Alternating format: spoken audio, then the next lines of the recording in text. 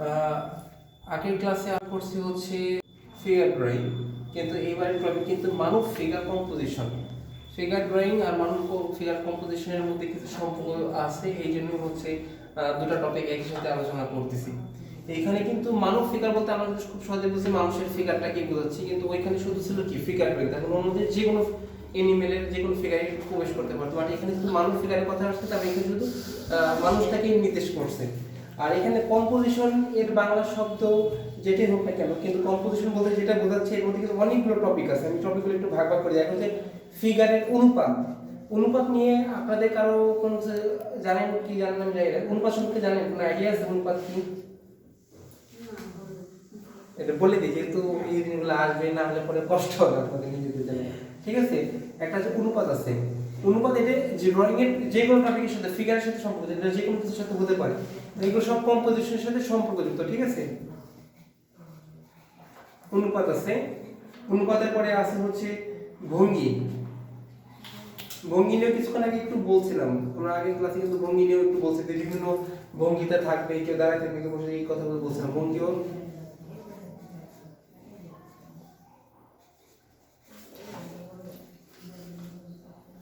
ভঙ্গি গতিবিধি,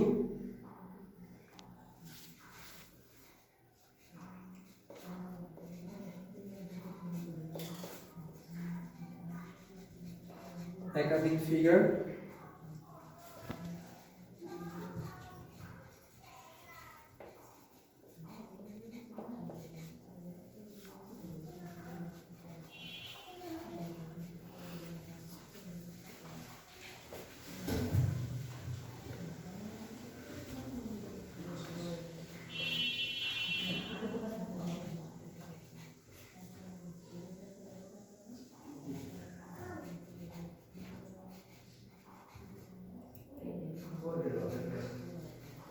ওকে। কম্পোজিশনের মধ্যে থাকতেছে অনুপাত, তারপরে ভঙ্গি, বিভিন্ন যে ভঙ্গিগুলো থাকে সেগুলা, তারপরে একাধিক ফিগার, মানে একটার মধ্যে, একটা ছবির মধ্যে অনেকগুলো ফিগার, পাশে থাকলে, দূরে থাকলে, কাছে থাকলে, পার্থক্যগুলো দেখুন ভিতরে। একটা হচ্ছে আলো ছায়া। আলো ছায়া আলাদা একটা টপিক, আলাদা একটা মানে বিষয়ের মধ্যেই পড়ে। ঠিক আছে, আলো ছায়ার গুরুত্ব অস্বাভাবিক, আমি এটা বলে বোঝাতে পারবো। ছবি আঁকা যেরকম শেপ আঁকাটা যেরকম গুরুত্বপূর্ণ, ঠিক একই রকম মানে আলো ছায়াটা গুরুত্বপূর্ণ। অনেকে দেখো অনেক ভালো ছবি আঁকার পরে যে আলো ছায়াটা প্রকাশ না করার পরে পুরোটাই ফ্ল্যাট মনে হয় বা 3D বা রিয়েলিস্টিক মনে হয় না, শুধু এই আলো ছায়ার কারণে। দেখবেন অনেক অনেক সুন্দর শেপ আঁকছে, বাট এই কালার টালারের সবই ভালো, ধরেন একটা নাটক লাগছে, কিন্তু লাইট ছাড়া না, আলো ছাড়া, তখন রিয়েলিস্টিক মনে হবে না। এই আলো ছায়ার কারণেই মূলত হচ্ছে রিয়েলিস্টিক মনে হয়। তারপরে পটভূমি, মানে আমরা যে ফিগারগুলো আঁকবো, প্রত্যেকটা ফিগার একটা নির্দিষ্ট কিছু নির্দেশ করবে। স্ট্যাচু বা লিবার্টি মানে জাস্ট দাঁড়ায় থাকা বিষয়টা এরকম না, প্রত্যেকটা ফিগারে কি থাকবে, একটা ঘটনা থাকবে। একটা হৃদয় বলতে হচ্ছে কেউ দৌড়াইলে যেরকম শরীরটা যেরকম বাঁকা হয়ে যাবে, কেউ হাঁটলে তার বাঁকার গতিটা অন্যরকম হবে। তারপর হচ্ছে ভারী জিনিস থাকলে, কিছুক্ষণ আগে আগের ক্লাসে বলতে ভারী কিছু নিলে পরে একদিন কাজ হয়ে থাকবে শরীরে, এই ব্যাপারগুলো। অনুপাত জিনিস থেকে আমি শুরু করি। অনুপাত শুধু মানুষের অনুপাতের সাথে সম্পর্কযুক্ত না, এটা হচ্ছে ছবি একটা অন্য টপিকের সাথে অনুপাত। অনুপাত বলতে একটা জিনিস সাপেক্ষে আরেকটা জিনিস কতটুকু ছোট বড় সেই নির্দেশ করে। যারা ম্যাথ করছে তারা জানেন অনুপাত কিন্তু এরকম হতো, এত অনুপাতে এত, তার মানে কি দুটোর মধ্যে কি নির্দেশ করে, পার্থক্য নির্দেশ করে অনেকটা। তো এখানে অনুপাত বলতে ফিগারের অনুপাতটাও হতে পারে, অন্য বিশেষ অনুপাত কিন্তু আমাদের একটা টপিক, মানে ছবি একটা গুরুত্বপূর্ণ টপিক হচ্ছে অনুপাত। যেহেতু মানব ফিগারের কম্পোজিশনের ব্যাপারটা, অনুপাত ব্যাপারটা আসতেছে, এই জন্য আমি অনুপাত নিয়ে আপনাদের সাথে একটু আলোচনা করতেছি। মানে হচ্ছে একটা মানুষ আছে, তার সাথে তার বাচ্চাটাও আছে সাইডে দাঁড়ায়। এখন বাচ্চাটা দেখতে বাচ্চার মতো হয়েছে, বাট মা এবং বাচ্চা দুটোর হাইট সেম হয়ে গেছে, তাহলে এটা কি হচ্ছে না, অনুপাত কি নাই, ঠিক নাই। এরকম কিন্তু হয়, অনেকে আঁকার সময় দেখা যায় মা এবং বাচ্চার শেপটা কি একই রকম হয়ে গেছে, তাহলে অনুপাত কি নাই, ঠিক নাই। অবশ্যই বাচ্চাটা কি হবে, আকারে ছোট হবে, আর মা বা বাবা যেই হোক না সে আকারে কি হবে, বড় হবে। এটাই হচ্ছে অনুপাত। এটা অনুপাতটা আমি আরেকভাবে বুঝাইতে পারি, সেটা একটা গ্লাস আর একটা জগ একে বোঝাইতে পারি। সাপোজ হচ্ছে আমি একটা গ্লাস আর জগ দিয়ে বোঝাচ্ছি, কিন্তু এটা কিন্তু ফিগারেও এই একই রকমই। আমি জাস্ট আগে বস্তু দিয়ে বোঝাই, বস্তু দিয়ে বোঝাইলে আপনাদের জন্য সুবিধা হবে। সাপোজ এটা হচ্ছে একটা গ্লাস, ওকে।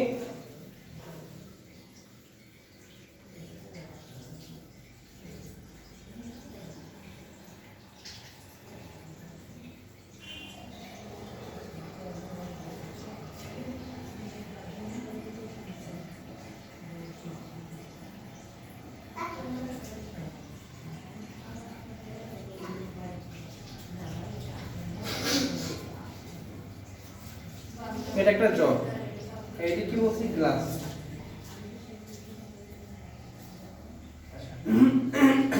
কখনোই জগের সমান গ্লাস হইতে পারে?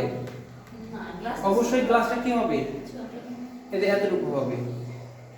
আমরা যদি এটাকে যদি মনে করি তাহলে এটা অনুপাত কি নেই, ঠিক নাই, ওকে। আবার এটা যদি সাপেক্ষ খেয়াল করি, এই অনুপাতটা কি আছে, ঠিক আছে।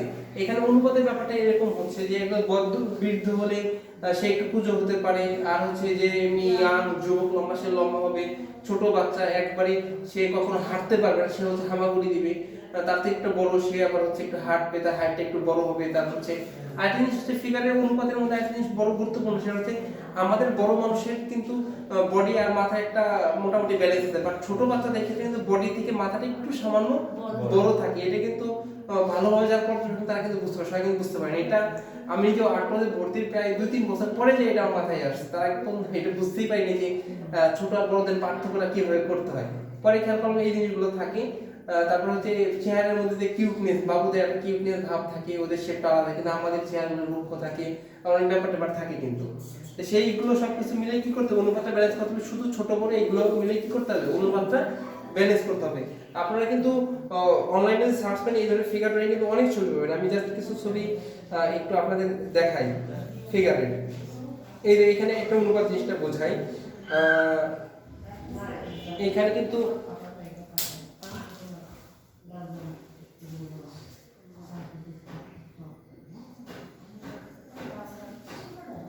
এখানে অনুপাতের ব্যাপারটা আমি একটু বোঝাই।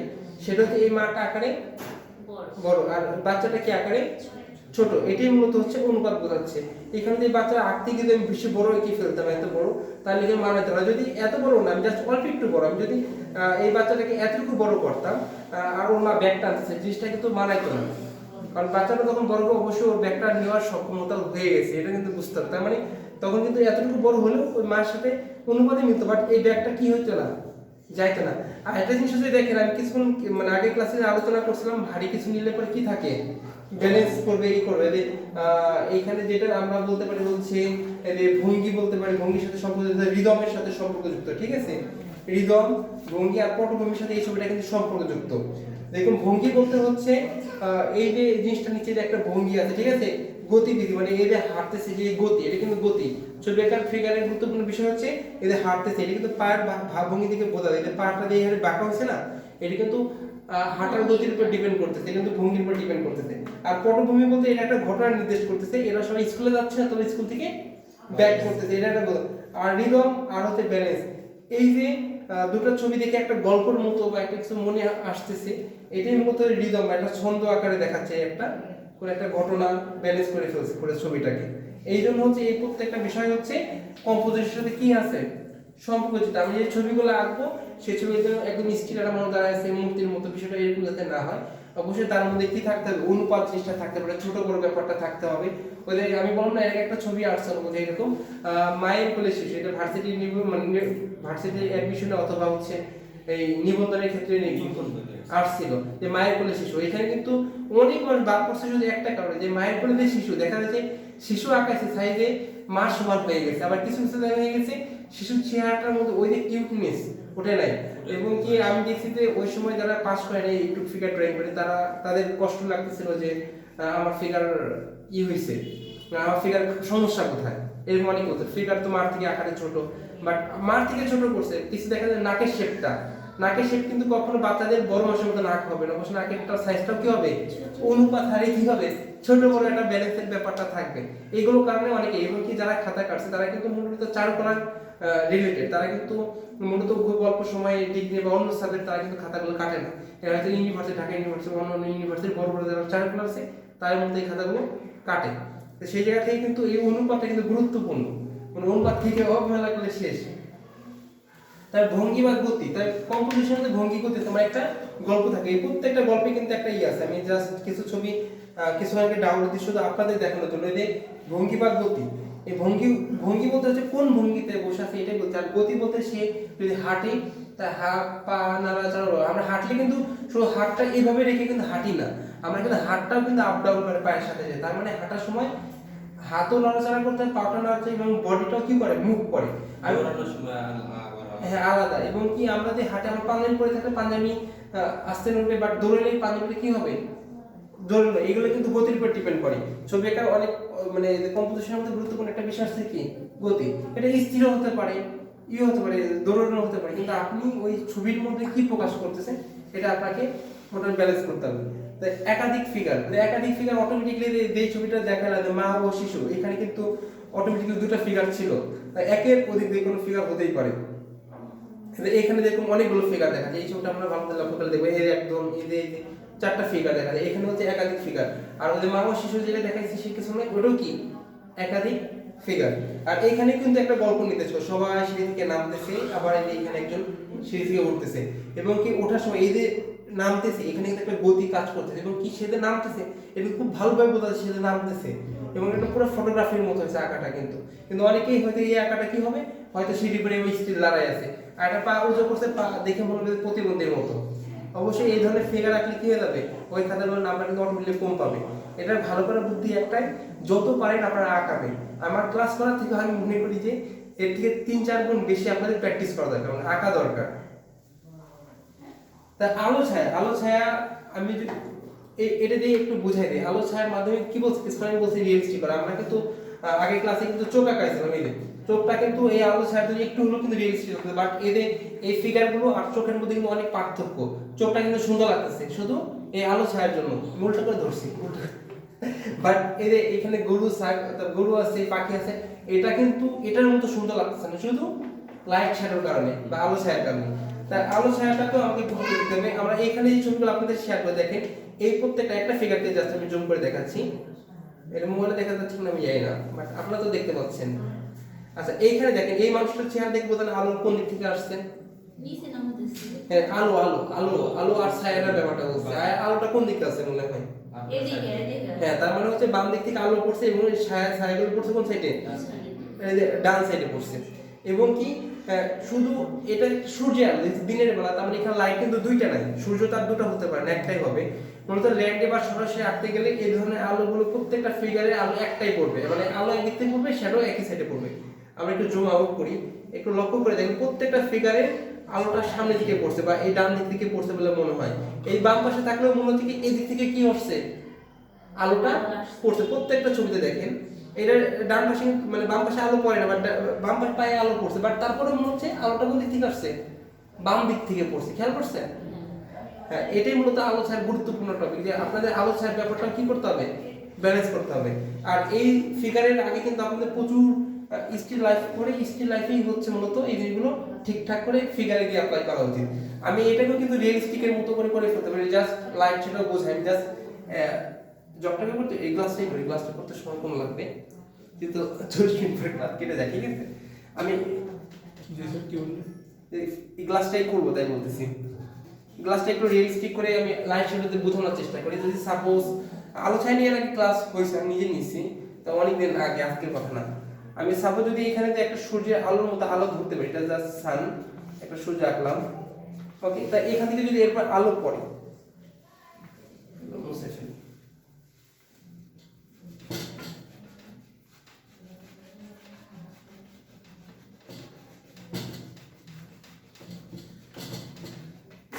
মানে এটা আবার সাইডে রাখলে মনে হবে এটা গ্লাস না বালতি।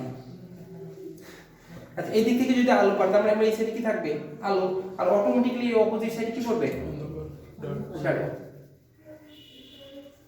মানুষ আঁকার ক্ষেত্রে মানুষটা যদি আমরা দিই এই সাইডে, তাহলে মানুষটা সেম হবে।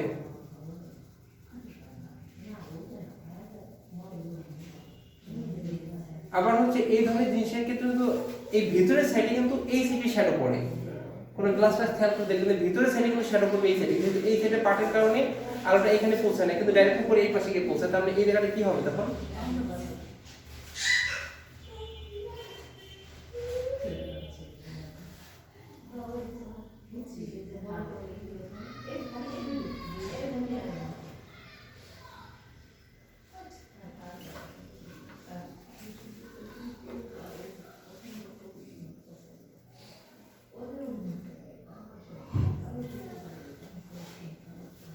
এই ডার্ক লাইট বা আলো ছায়ার যে পার্থক্যটা এটা যত বেশি হবে আপনাদের ছবি তত বেশি রিয়েলিস্টিক হবে। এই পার্থক্যটা কম হলে কিন্তু রিয়েলিস্টিক কম মনে হবে। যত বেশি পার্থক্য করতে পারবেন তত বেশি সুন্দর লাগবে। পার্থক্য যে গ্রেড তৈরি করবেন, এটা একটু লাইট, এটা একটু ডিপ, এটা আরো ডার্ক, কিন্তু এই গ্রেডগুলো যত বেশি হবে, ধরেন এখানে আমি জাস্ট 3টা পার্থক্য রাখছি, দেখেন এটা ফুল লাইট, তারপর একটু হালকা শ্যাডো, তারপর আর একটু শ্যাডো। তাহলে এইখানে যদি আমি এরকম গ্রেড, এখানে 3টে গ্রেড তৈরি করছি না, এরকম গ্রেডে যদি আমি 7-8টা করি, তাহলে এটা কি হবে, আরো বেশি রিয়েলিস্টিক মনে হবে। এই সেটটা ফুটে তোলার জন্য, এই পেন্সিল স্কেচ করার ক্ষেত্রে এই সেট ফুটে তোলার জন্য এই সেটটা কি করতে হবে, ডিপ করে ফেলতে হবে, তাহলে এটা আরো বেশি রিয়েলিস্টিক মনে হবে।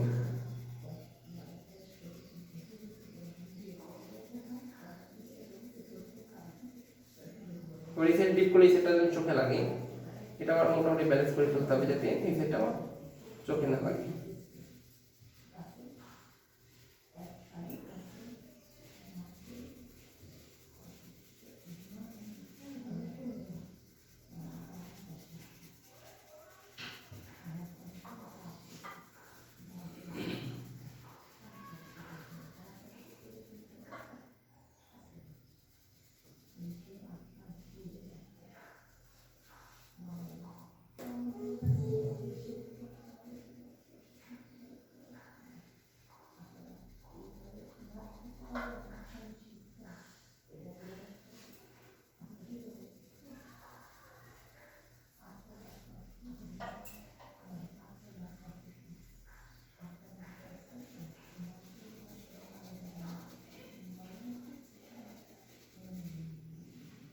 কিছুক্ষণ আগে গ্লাসটা কেমন ছিল সেটা আপনারা কিন্তু জানেন, বাট এখন কিন্তু ওই গ্লাসটাকে মনে হচ্ছে একটু ধরা যাবে বা রিয়েলিস্টিক মনে হচ্ছে। খেয়াল করছেন?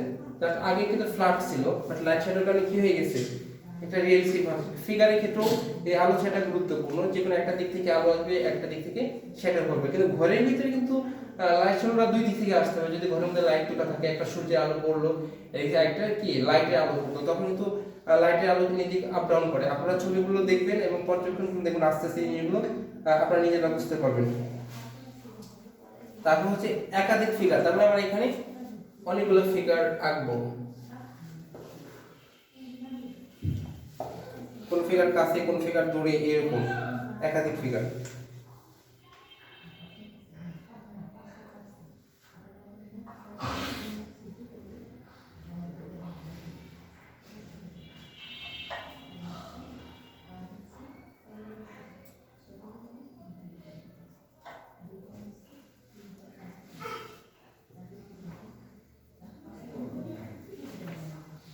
কল্পনা করে আঁকতে পারি, যেমন কাছে ফিগার বড় হবে, দূরের ফিগার ছোট হবে, কেউ লাঠি নিতেছে, কেউ মারতেছে, কেউ বসে আছে।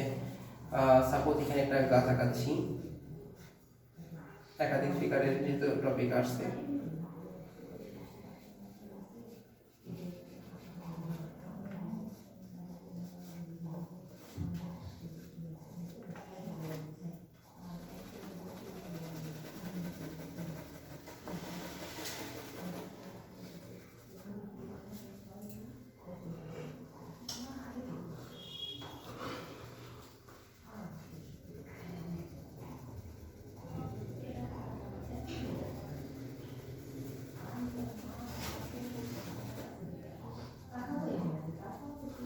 এখানে হচ্ছে একজন বসে আছে হেলান দিয়ে, একজন হেলান দিয়ে বসে আছে। আমি প্রথমে কুইক ড্রয়িং করে নিই।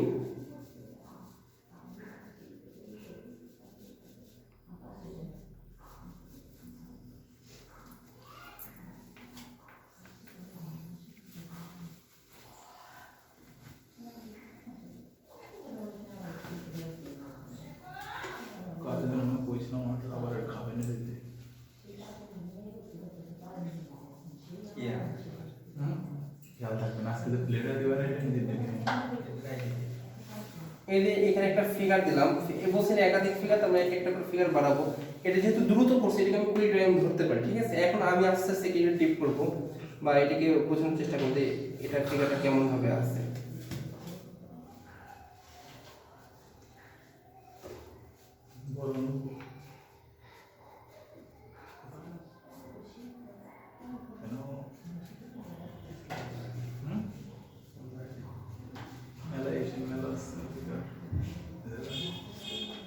মেলাতে ঘুরে আসি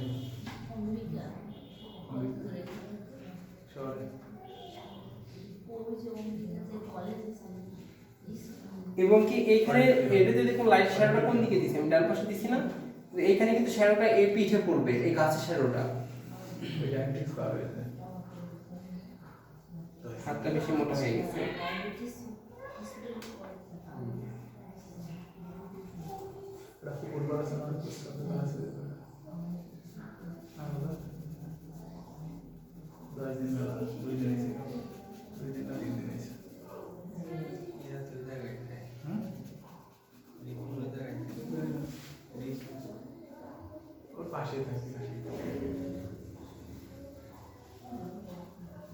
এইখানে কিন্তু এই গাছের পিছনে হওয়ার কারণে কি শ্যাডোটা কোন সাইডে পড়ছে, এই সাইডে।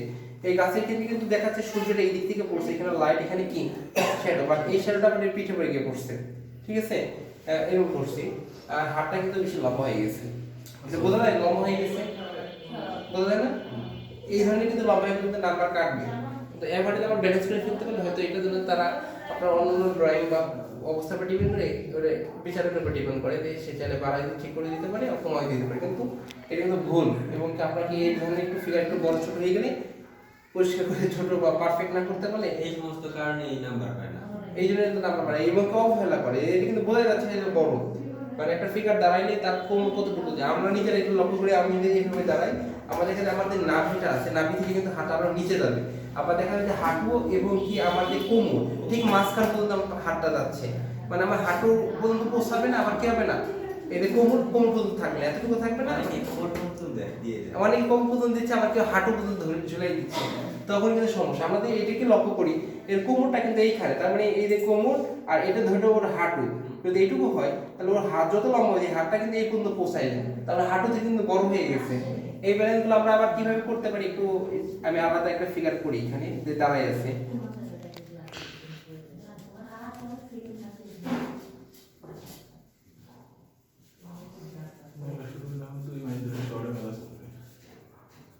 আচ্ছা এই যে আমি মোটামুটি দিলাম। এখন হচ্ছে আমাদের বডি স্ট্রাকচার, এর থেকে কিন্তু পাটা বেশি লম্বা হয়, তার মানে বডি এইটুকু হয়, এখানে সাপোজ নাভিতে আমি বোঝাচ্ছি, ঠিক আছে।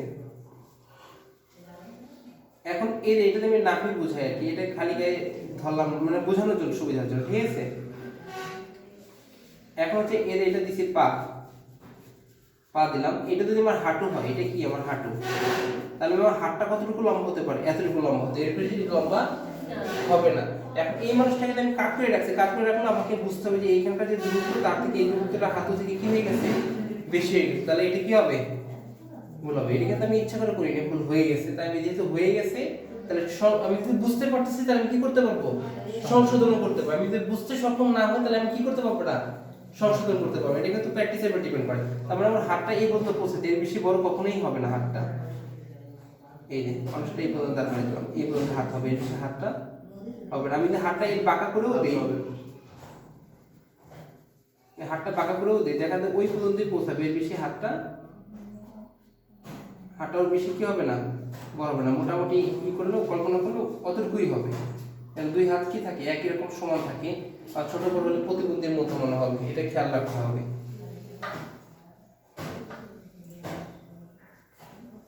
এইভাবে হচ্ছে, তারপর হাতটা কিন্তু ছোট হয়ে অনেক বড় হয়ে গেছে, এটা আবার ঠিক আছে এই পাশেরটা, তাই না?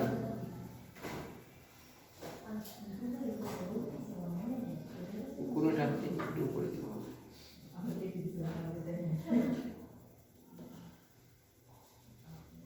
তাও বড় সাইডটা দেখার কারণে সমস্যা হচ্ছে।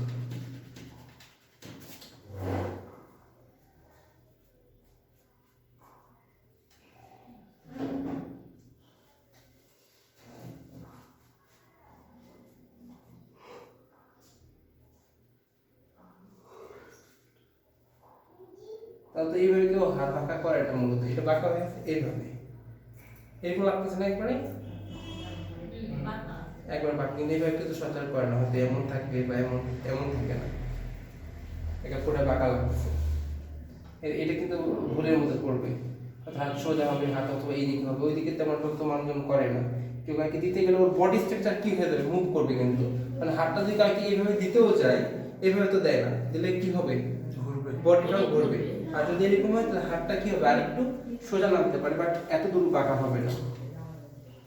এই জিনিসগুলো হচ্ছে সময়ের সাথে বুঝতে হবে, এতটুকু হতে পারে। বাট এর বেশি না, এরকম হতে পারে, বাট এর বেশি না, এরকম ফুচকা হতে একটি খাবার, তাই আমার সাথে ফুচকা হওয়ার কোনো সুযোগ নেই। আমার মোবাইল অটোমেটিকলি এআই কথা বলে মনে হচ্ছে। তো এইভাবে হচ্ছে ফিগার দিয়ে দুটো কথা বলছে, যে আমি জাস্ট দুটো ফিগার দিলাম, এটা তো জাস্ট নর্মাল দাঁড়ায় আছে। আবার যদি দূরে একটা ফিগার যদি কাজ করতেছে এরকম ভঙ্গি দেখায়, যে কোদালে মাটি খুঁড়তেছে, এই ধরনের প্রশ্ন নিয়ে আসছিল বা অন্য অন্য জায়গায় প্র্যাকটিসে করাইছে। প্র্যাকটিস করেছি। হ্যাঁ, যদি মাটি মাটি কাটার ছবি অনেকে আঁকাইছে, কেউ ইট ভাঙার ছবি আঁকাচ্ছে, কেউ ধান কাটার ছবি আঁকাচ্ছে। মাটি কাটার ক্ষেত্রে কোমর তো মানে এটা হচ্ছে পিঠ, পিঠ সবসময় কি থাকবে, বাঁকা থাকবে, এরকম থাকবে, তাই না?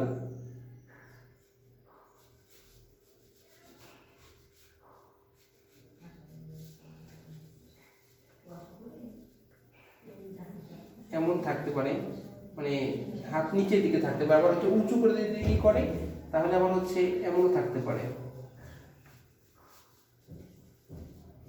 এবার কাটনিস কাটনিস ভাব চলে আসবে। এখন যেটা আঁকবো,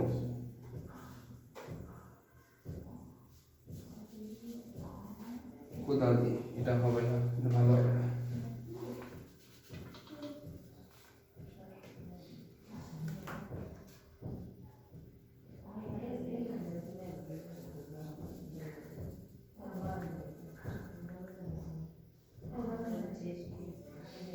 এবার কোদাল দিয়ে কি করতেছে, মাটি কাটতেছে। ফিগার এইভাবে আমরা আরো বাড়াইতে পারি, প্র্যাকটিস করতে হবে প্রচুর এইভাবে। আর দেখে দেখে করা উচিত, প্রথম প্রথম প্রচুর দেখে দেখে করবেন, তাহলে আপনি মুখস্থ রাখতে পারবেন। আপনি যদি দেখে দেখে না করেন, মুখস্থ রাখতে গেলে প্রচুর ভুল হবে। আর এটা ভালো করার বুদ্ধি একটা, সেটা হচ্ছে কুইক ড্রয়িং। আর সবসময় একটা খাতা হাতে রাখতেই হবে, যখনই ফ্রি থাকে এই মোবাইল দেখে সময় নষ্ট না করে আপনাদের হচ্ছে ফিগার ড্রয়িং করতে হবে। তাহলে মোটামুটি এই জিনিসগুলো আস্তে আস্তে কি হবে, ব্যালেন্স হয়ে যাবে। তারপরে অনুপাত জিনিসটা আমি বোঝাতে পারছি, যে একই ফিগার যখন দুই তিনটে মানুষজন থাকবে তখন অবশ্যই কি থাকবে, ছোট বড় থাকবে। এই ব্যাপারটির মধ্যে এখানে হচ্ছে কম্পোজিশনের একটা অনুপাত অংশটাকে বোঝাচ্ছে। এটা অনুপাত জিনিসটা স্টিল লাইফের ক্ষেত্রে হচ্ছে একটা গ্লাস সাপেক্ষে জগটা কত বড় হবে, বা একটা জগ সাপেক্ষে ওর পাশে হচ্ছে একটা চায়ের কাপ কত বড় হবে, এই ব্যাপারগুলো, বা জগ সাপেক্ষে একটা প্লেট কত বড় হতে পারে, এগুলো সবকিছু কার সাথে সম্পর্কযুক্ত, অনুপাতের সাথে সম্পর্কযুক্ত। শুধু গ্লাসের যে গ্লাসটাকে এরকম না, এটা টেবিল সাপেক্ষে হতে পারে। একটা টেবিল বিশাল বড় বানাইলো, চেয়ার বিশাল বড় বানালো, বা টেবিলটা ছোট বানাই ফেললো, তখন কিন্তু চোখে লাগবে। এই জিনিসটা এর সাথে সম্পর্কিত। আর ভঙ্গির গতি নিয়ে আলোচনা করছি। এর ভঙ্গি দেখে বোঝা যাচ্ছে কি করতেছে, মাটি কাটতেছে। আর এর ভঙ্গি দেখে বোঝা যাচ্ছে ও কি করতেছে, জাস্ট হাতটা একটু উঁচু করে কাউকে কিছু দেওয়ার চেষ্টা করতেছে, কিছু বোঝানোর চেষ্টা করতেছে। ওর হাতটা তো বড় হয়ে গেছে, বাদ দিলাম। একাধিক ফিগার, এর মধ্যে আমরা অলরেডি তিনটা ফিগার দিয়ে বলছি। আলো ছায়া, এইগুলোর ক্ষেত্রে কিন্তু আলো ছায়া দেখাইছি, বাট এই মানুষটার ক্ষেত্রে আলোটা পিছন দিক থেকেই পড়বে, বাট এই জায়গাটা কি করবে, শ্যাডো। কারণ ও হচ্ছে গাছের নিচে নাই, গাছ থেকে একটু পিছন সাইডে আছে। আর পিছন সাইডে আছে এটা আপনি বুঝবেন কিভাবে, কারণ এই লেভেলটা দেখে খেয়াল রেখে বুঝতে হবে। যখন এই লেভেলটা কাছে, তার মানে কি এই কাছে আছে। আবার এই যে এই লাইনটা, তার মানে কি এই ফিগার থেকে কি আছে, আরেকটু দূরে আছে। যদি এরকম আরেকটু দূরে দিই, মানুষটা কি হবে, ছোট হবে। এখানে যদি আমি আরেকটা মানুষ দিই, তাহলে ও কি আছে, আরো দূরে আছে, আরেকটু উঁচুতে আছে। এটা বোঝা যাবে। উপরে অনেক একটা জমির আল বসে আছে, সে আলে কি আছে, বসে আছে, এই যে, ঠিক আছে। ও আরো দূরে আছে, ওদের খুব তো আলোর পিঠের উপর পড়তেছে না, মনে হচ্ছে ও আরো কি আছে, দূরে আছে। তার মানে উপরে উঠতেছে, আর কি হচ্ছে, দূরে আসছে। ঠিক একই রকম ভাবে এইখান থেকেও যখন উপরে যে গাছের পাতাগুলো বোঝা যায়, এই সব গাছের পাতা, বাট উপর থেকে যখন আরো আরো গাছ হবে, যে পাতাগুলো নিচের দিকে নামে, সেই পাতাটাও কি হয়ে যাচ্ছে, দূরে চলে যাচ্ছে। এটা কিন্তু পাতার ক্ষেত্রে সেম ফর্মুলা, বাট উপর দিক থেকে আসলে সেম। এখানে এরকম উপর দিক থেকে উঠতেছে, কি হচ্ছে, দূরে যাচ্ছে। এখানে যে আরো কিছু গাছ থাকতো, ওটা কি হইতো, আস্তে আস্তে নিচে নামলে, মানে কি হচ্ছে, ওটা কি হয়ে যাচ্ছে, দূরে যাচ্ছে। এটা আঁকানোর মাধ্যমে আস্তে আস্তে বোঝাইতে হবে। হয়তো এখানে বাচ্চাটা বসাই দিচ্ছে, অনেকে এই বাচ্চাটাকে হয়তো এর পা আছে না, পা লেভেলে এখানে বসাই দিবে। পা লেভেলে বসাই দেওয়া মানে কি, কোপটা কারে মারতেছে বলেন তো, ও ফিগারে মারতেছে, এরকম মনে হবে। এই জন্য কিন্তু বিচারক যারা থাকে, এই জিনিসগুলো কিন্তু পর্যবেক্ষণ করবে। আর আলো ছায়াতে এটা আমি মোটামুটি এটা তো দিছি, এটা তো দিছি, দুটো আলো ছায়ার মধ্যে পার্থক্য বুঝেছি। এটাতে গাছের ছায়া শ্যাডো পড়ছে, বাট এদের কিন্তু ডাইরেক্ট সূর্য আলো পেছনে পড়ছে, এই সাইডে কি পড়ছে, শ্যাডো পড়ছে। পটভূমি মানে ঘটনা দিয়ে, এটা রিদম বলতে তো মাটি কাটতেছে, সে একটা আলাদা ছন্দ আছে। এদের বসে হেলান দিয়ে আছে গাছের, এবং পুরো ঘরটা গাছের সাথে পড়ছে, এটা কিন্তু বোঝা যায়। তারপরে এখানে কিন্তু এই রিদম বা ব্যালেন্সটা মোটামুটি করে ফেলতে পারছে। ক্লাসে কয় মিনিট আছে, 7 মিনিট আছে। দেখি এখানে টপিক পার্ট করছি কিনা। আমি তো মাপতে লাগাইনি।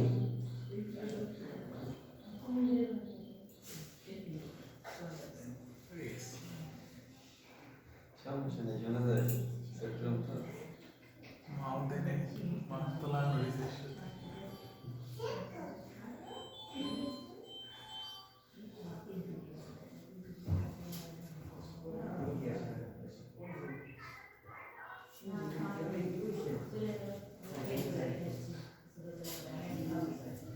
আপনাদের জল রং আছে কালার?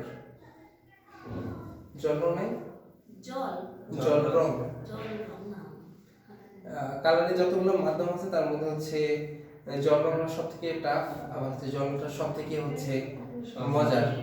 মানে বুঝতে পারলে এটার মধ্যে সহজ কোনো মাধ্যম নাই, এবং কি ক্লান্তিতে কম লাগে, তারপর হচ্ছে এই কালারটা বহন করা ইজি হয়। বাট ইসের ক্ষেত্রে মানে অন্য কালারের ক্ষেত্রে এটা হচ্ছে বড়দের ক্ষেত্রে কি সব থেকে স্টেবল করা সহজ হয়। ক্লাস নিবেন আলাদাভাবে সামনে। হ্যাঁ, নেক্সট কোন ক্লাস আমরা জলরঙের ক্লাস করবো। আর জলরঙটা আমি ফোন উনি যখন ফোন দিতে তখন বলে দিল যে জলরঙের ক্লাস এটা বলে দেয় যাতে গ্রুপে আমাদের সাথে আপনার জলরঙের প্রস্তুতি নিতে পারে। বলে না দিলে তো সমস্যা। তারপর হচ্ছে পেস্টেল, পেস্টেল রং নিয়ে এরপরে হচ্ছে আজকে ক্লাস 10 হচ্ছে এরপরে পেস্টেল নিয়ে আলোচনা করবো। জলরঙের ব্যাপারটা হচ্ছে জলের তুলি লাগিতে পারে, আপনাদের নাই রং না? আমি টুকটাক ব্যবহার করছি কিন্তু ওরকম ভাবে এখন আর নাই। এখন তো জলরঙের ক্ষেত্রে যেটা হচ্ছে ওই কালারটা পারফেক্ট না হলে সমস্যা করে। দেখো হচ্ছে জলরং বাজারে যেগুলো পাওয়া যায়, ফরিদপুরে বাজারে যেগুলো পাওয়া যায় এগুলো একটাও হচ্ছে মানসম্মত না, সব হচ্ছে বাচ্চাদের জন্য, জাস্ট খেলার জন্য জলরং। আর কিছু আছে অ্যাক্রিলিক কালার, পোস্টার কালার, এইগুলো করে জলরংগুলো চালাই দিচ্ছে দোকানদাররা, তার ছবি আঁকানো হয়তো বুঝবে কিভাবে। এই জন্য জলরংটা ভালো কিনা উচিত। আবার জলরঙের ব্রাশগুলো হচ্ছে একটু দামি হয়ে থাকে, আমরা বিভিন্ন ইমেলের লোম তৈরি হয়ে থাকে।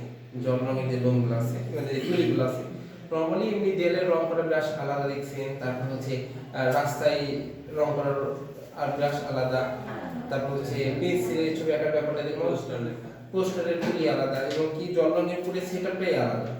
ওই সেটআপটা সম্পর্কে হচ্ছে এর নেক্সট যেদিন জলরং ক্লাস থাকবে গ্রুপে জানাতে হবে। আমার কাছে জলরঙের এই ইনস্ট্রুমেন্টগুলো আছে, আমি সব কিছু আপনাদের সাথে শেয়ার করবো, যাতে আপনারা বিষয়গুলো বুঝতে পারবেন জলরং নিয়ে। আর এখন যেটা হবে সেটা হচ্ছে পোস্টার কালার।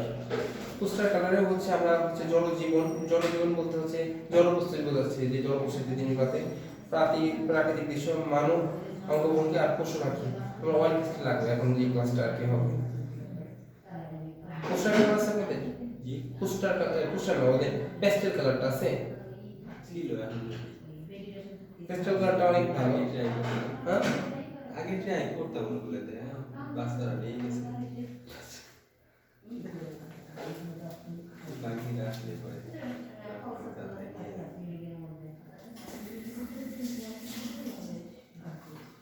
তাহলে হচ্ছে ফিগার ড্রয়িং হচ্ছে আপনারা প্র্যাকটিস করেন, কারণ হচ্ছে